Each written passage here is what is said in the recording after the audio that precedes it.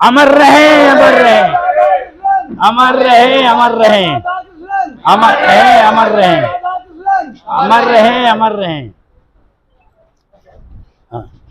भारत माता की जय, भारत माता की जय, वंदे मातरम, वंदे मातरम, वंदे मातरम। जय जवान जय किसान, जय जवान जय किसान, जय जवान जय किसान, जय जवान जय किसान, जय जवान जय किसान, जय जवान जय किसान।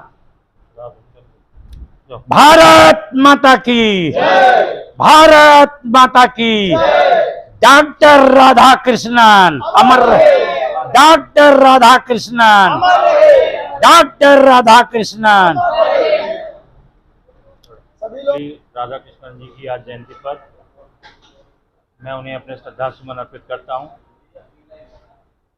उनके चरणों में नमन करते हुए उनके बताए हुए रास्ते पे हम सब लोग चलें, संकल्प लें। आज शिक्षक दिवस है, पूरा देश शिक्षक दिवस के रूप में उनकी जयंती को मना रहा है, तो हम लोग भी अपने गुरुओं का आदर करें, उनकी शिक्षा पर चलें। यही आज के दिन का संदेश है। मैं आप सभी को शिक्षक दिवस की बधाई देता हूँ। बहुत बहुत बधाई। आज लोक शिक्षण अभियान ट्रस्ट द्वारा ज्ञानपीठ केंद्र के प्रांगण में भारत के द्वितीय राष्ट्रपति, भारत रत्न, सादगी, सरलता, नैतिकता की प्रतिमूर्ति, शिक्षाविद, महान विद्वान डॉक्टर सर्वपल्ली राधाकृष्णन का जन्मदिन समारोह शिक्षक दिवस के रूप में आयोजित किया गया है। इस कार्यक्रम में आप सभी शामिल हैं, हम सभी का हार्दिक अभिनंदन करते हैं और डॉक्टर सर्वपल्ली राधाकृष्णन के बताए मार्ग पर चलने का संकल्प लेते हैं और आशा करते हैं कि आप सभी लोग देश और समाज में सद्भाव, सदाचरण, नैतिकता, स्वतंत्रता, समानता, बंधुत्व और न्याय की लड़ाई लड़ते रहेंगे। उनका यह संकल्प भी था। और जहाँ तक शिक्षा के क्षेत्र में शिक्षक दिवस इसीलिए मनाया जाता है कि आप विदेश में प्रोफेसर रहे और काशी हिंदू विश्वविद्यालय में आप कुलपति रहे। आप लगातार अपनी विद्वता से पूरे देश को दिशा दी कि एक शिक्षक का आचरण कैसा होना चाहिए, उसका बच्चों के प्रति क्या दायित्व है, उस दायित्व को उसे निभाना चाहिए। लेकिन आज स्थिति बदली हुई है। आज शिक्षक समाज को दिशा नहीं दे पा रहा है। चारों तरफ भय, डर, नफरत, असहिष्णुता का वातावरण बन रहा है। मानव द्वारा मानव को सरेआम भीड़ जान से मार दे रही है। यह अफसोस की बात है।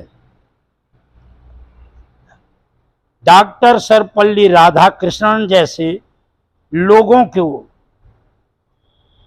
की आत्मा अगर वो होते तो ये बहुत दुखी होते कि भारत में आज़ादी के इतने साल बाद भी लोग सहयोग और प्रेम की भावना से नहीं रह रहे हैं। यह अफसोस की बात है।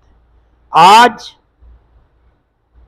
कट्टरवादी ताकतें, अधिनायकवादी ताकतें, सामंतवादी ताकतें, जो कुल 3% हैं, वो हिंदू के नाम पर 97% हिंदुओं का मानसिक गुलाम बनाए हुए हैं। पाखंड में उन्हें फंसाकर, गलत दिशा देकर उनके जज्बात का दोहन करती हैं और उससे फायदा लेकर सत्ता पर काबिज होती हैं। लेकिन इससे देश का विकास नहीं हो पाता। आज मैं आप लोगों के बीच में कहना चाहता हूं कि शिक्षा पर सबसे कम खर्च 3% किया जा रहा और चिकित्सा पर ये 1.4% खर्च हो रहा। भारत में 25% छात्र जो 8वीं में पढ़ते हैं वह दूसरी की किताब को पढ़ नहीं पाते हैं। ये अफसोसजनक घटना है। शिक्षा का स्तर इतना गिरता जा रहा है। तो हम आज डॉक्टर राधाकृष्णन को यहाँ याद करने आए हैं। हमें इन पर विचार करना चाहिए और देश की, प्रदेश की सरकारों को इस पर विचार करना चाहिए कि जिस देश के नागरिकों को शिक्षा नहीं मिलेगी और स्वास्थ्य पर काम नहीं होगा, चिकित्सा नहीं मिलेगी, वह देश कभी भी विकसित देश, राष्ट्र नहीं बन सकता। इस पर हमें काम करने की जरूरत है। एक बात और कहकर मैं अपनी बात समाप्त करूंगा कि आज ढिढोरा पीट रहे हैं कि भारत की आर्थिक स्थिति पूरे विश्व में 5वें स्थान पर है।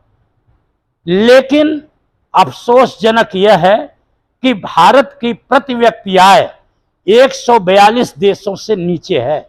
यहाँ के लोगों की केवल आंकड़ों से यह देश नहीं चलता। आज झूठ और लूट का साम्राज्य है। डॉक्टर सर्वपल्ली राधाकृष्णन जैसे लोग सारा जीवन ईमानदारी, नैतिकता, सद्भाव और सादगी से बिताया और लोगों को यह संदेश दिया कि हम भारत के लोग सादगी और समानता से ही रह करके देश को समान बना सकते हैं। नहीं तो गरीबी और अमीरी की जो खाई इस देश के अंदर बढ़ती जा रही है और बढ़ेगी और संकट में इस देश के ज़्यादातर नागरिक फंसेंगे। इसलिए हम अगर आज शिक्षक दिवस मना रहे हैं तो इस देश के शिक्षकों से भी मेरा निवेदन है कि आप तो त्याग और बलिदान की प्रतिमूर्ति थे। आप क्यों निजी स्वार्थ में लग करके बच्चों को सही दिशा नहीं दे पा रहे हैं।